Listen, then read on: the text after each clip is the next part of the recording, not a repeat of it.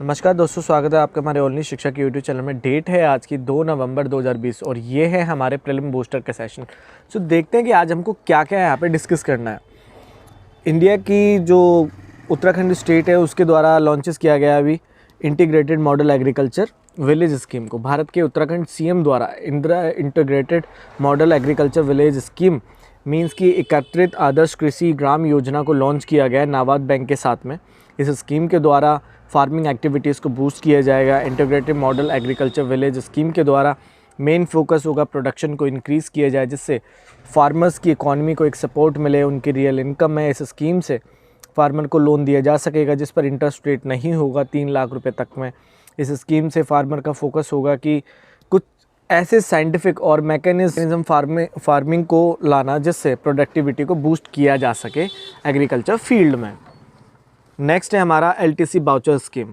Finance minister द्वारा भारत की निर्मला सीतारमन द्वारा leave travel concession LTC cash voucher scheme को लॉन्च किया गया है। इस स्कीम से गवर्नमेंट एम्प्लॉयज़ को बेनिफिट होगा, जिससे कंज्यूमर स्पेंडिंग को इंक्रीज़ किया जाएगा भारत में। इस स्कीम को कंज्यूमर स्पेंडिंग और कैपिटल एक्सपेंडिचर के लिए बनाया गया है। इस स्कीम से सेंट्रल गवर्नमेंट एम्प्लॉयज़ को लीव ट्रैवल कंसेशन दिया जाएगा 4 साल की ट्रैवलिंग में उनकी डेस्टिनेशन के लिए, जो भी वो ट्रैवलिंग करते हैं 4 साल में। इस स्कीम के तहत उनके रेल एयर फेयर उन्हें रिपे कर दिया जाएगा 10 दिनों के अंदर अंदर। इस स्कीम से ज़्यादा बेनिफिट होगा गवर्नमेंट एम्प्लॉयज़ को। इस स्कीम का बजट होगा 5675 करोड़ रुपीज़। इस स्कीम के बेनिफिट के लिए एक एम्प्लॉई को गुड सर्विसेज को परचेज़ करना पड़ेगा 3 गुना ज़्यादा उनके ट्रैवलिंग के फेयर से, और जिससे उसके ट्रैवल की इनकैशमेंट दी जा सकेगी उसको। नेक्स्ट है LEMOA logistic exchange memorandum of agreement. यह एक एग्रीमेंट है भारत और यूएसए का, जिसमें दोनों कंट्रीज़ द्वारा साइन इस एग्रीमेंट को किया गया था अगस्त 2016 में। यह भारत का लॉजिस्टिक सपोर्ट एग्रीमेंट है। इस एग्रीमेंट के द्वारा दोनों देशों की मिलिट्री द्वारा एक दूसरे के मिलिट्री बेसिस में फ्यूलिंग और अन्य सपोर्ट के लिए रिफ्यूलिंग की जा सकती है और अन्य सर्विसेज को भी लिया जा सकता है। लेकिन इस एग्रीमेंट का ज़्यादा से ज़्यादा यूज़ किया जाता है किन्हीं सर्विसेज को एक पॉइंट से अन्य कंट्री में पहुंचाने के लिए। इस एग्रीमेंट से दोनों देशों की नेवी के बीच में भी कोऑपरेशन है, जिसमें इंडिया द्वारा यूएसए के सर्विसेज को अवेल किया जाता है, जिससे इंडिया एक ग्लोबली में लॉजिस्टिक सपोर्ट दे पाता है और यूएसए भी इंडिया की फैसिलिटीज़ से बेनिफिट लेता है। नेक्स्ट है हमारा COMCASA communication compatibility and security agreement. यह भी भारत और यूएसए का एक एग्रीमेंट है जो कोमकासा है, जिसे दोनों कंट्रीज़ द्वारा साइन सितंबर 2018 में किया गया था, जिसके कारण इंडिया के CISMOA communication interoperabilities and security memorandum of agreement को चलाया जाता है और जो 10 साल तक वैलिड है भारत में।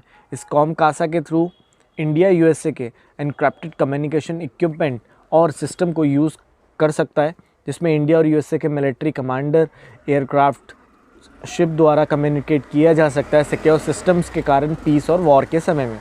इसी एग्रीमेंट से भारत द्वारा यूएसए के कम्युनिकेशन सिस्टम को ऑब्टेन करके उनके द्वारा इंट्राऑपरेबिलिटीज़ बनाई गई है भारत में। नेक्स्ट है हमारा recap regional comprehensive economic partnership. यह एक एग्रीमेंट है association of south east Asian nation Asian की मेंबर स्टेट्स और फ्री ट्रेड एग्रीमेंट्स पार्टनर्स का, जिसके द्वारा फ्री ट्रेड को लाया जाता है पार्टनर्स के बीच में।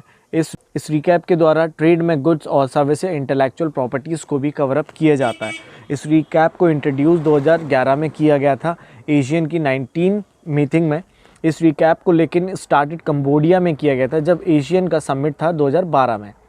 इसके रिकैप के मेंबर स्टेट्स और free trade agreements partners countries हैं Brunei, Cambodia, Indonesia, Laos, Malaysia, Myanmar, Philippines, Singapore, Thailand, Vietnam, China, Japan, India, South Korea, Australia और न्यूजीलैंड।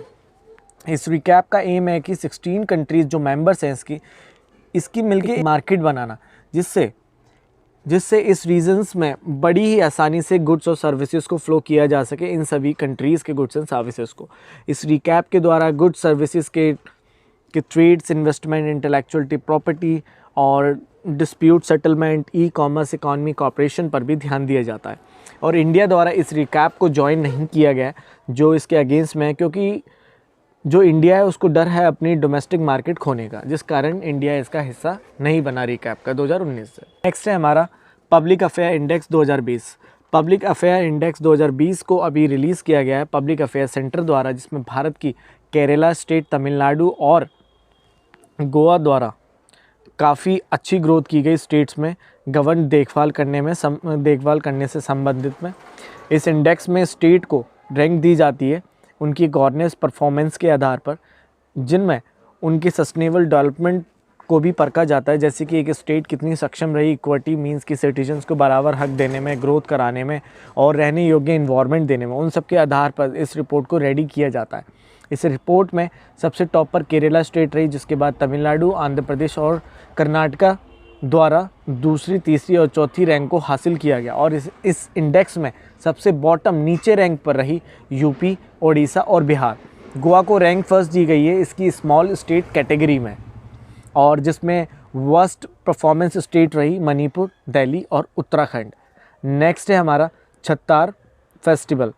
छत्तर फेस्टिवल को ओडिशा के भवानीपटना टाउन में हेल्ड किया जाता है, कालांदी डिस्ट्रिक्ट में। इस फेस्टिवल में हर साल एनिमल्स और बर्ड्स की बलि दी जाती है। इस बार कालांदी डिस्ट्रिक्ट में इस सेक्रीफाइस को बैन कर दिया गया है, जो गॉडेस मणिकेश्वरी की प्रार्थना के लिए किया जाता था। इस फेस्टिवल पर गॉडेस मणिकेश्वरी को जैन काल में ले जाया जाता है कुछ रिचुअल्स के साथ में, परंपराओं के साथ में, जिसमें माना जाता है ये गॉडेस अपने प्लेस पर वापस आ जाते हैं। इस पूरी जर्नी को छत्तर यात्रा कहते हैं। इस फेस्टिवल में हर एक फैमिली द्वारा एनिमल बर्ड्स की बलि दी जाती है इस दिन। नेक्स्ट है हमारा बाथुकामा फेस्टिवल। बाथुकामा यह एक फ्लावर फेस्टिवल है जिसे तेलंगाना में और आंध्र प्रदेश की कुछ पार्ट्स में सेलिब्रेटेड किया जाता है। बाथुकामा को सेलिब्रेटेड 9 दिन के लिए किया जाता है नवरात्रों के समय में। यह फेस्टिवल को स्टार्ट किया जाता है नवरात्रि के पहले दिन महालया अमावस्या के दिन से, और ये 9 दिन तक चलता है, और ये 9वें दिन पे ये फेस्टिवल ख़त्म हो जाता है सदुल्ला बाथुकामा, जिससे हम दुर्गा अष्टमी भी बोलते हैं। लास्ट डे को 9वां दिन होता है इसका। बाथुकामा एक सुंदर फ्लावर से मनाया जाता है ये फेस्टिवल, जिसमें सीज़न के अन्य डिफरेंट फ्लावर्स का इस्तेमाल किया जाता है। तेलंगाना में बाथुकामा का मतलब होता है कि ईश्वर देवी का दोबारा से पुनर्जन्म लेना, वापस आना, और ये फेस्टिवल गॉडेस महागौरी के लिए मनाया जाता है। इसमें महागौरी देवी की पूजा की जाती है बाथुकामा में। नेक्स्ट है हमारा NASA SOFIA discovers water on moon. अभी 2 न्यू रिपोर्ट्स को पब्लिश किया गया है नेचर एस्ट्रोनॉमी में, जिनके द्वारा ज़्यादा वाटर को डिस्कवर किया गया, ऐसी बात बोली गई मून पर, लूनर पोलर रीजन्स में। इसके लिए नासा के डेटा को यूज़ किया गया, जो डेटा को प्राप्त किया गया था stratospheric observatory for infrared astronomy से, मींस सोफिया के द्वारा, जिसके द्वारा मून पर यह बोला गया कि मून पर ज़्यादा से ज़्यादा पानी की, मून पर ज़्यादा वाटर है अभी। नेक्स्ट है हमारा वर्ल्ड सिटीज़ डे 31 अक्टूबर। यूएन के जनरल असेंबली द्वारा वर्ल्ड सिटीज़ डेज को बनाया गया है 31 अक्टूबर को। इस डे पर एम होता है कि अर्बनाइजेशन को लाया जाए, ज़्यादा से ज़्यादा प्रमोट किया जाए एक एरिया को अर्बन बनाने में इंटरनेशनल कम्युनिटीज़ के द्वारा, जिनका मेन ऑब्जेक्टिव है कि हर प्लेसेस पर सारी सर्विसेज को अवेल किया जा सके, एक ऐसे रूरल एरियाज़ में भी जैसे एक अर्बन में किया जाता है, जिससे वर्ल्ड में सभी कंट्रीज़ में सस्टेनेबल डेवलपमेंट को प्राप्त किया जा सके, अपॉर्चुनिटीज़ को क्रिएट किया जाए, ज़्यादा से ज़्यादा जॉब्स क्रिएट हो, जिससे कि वर्ल्ड में ग्लोबली में डेवलपमेंट की जा सके।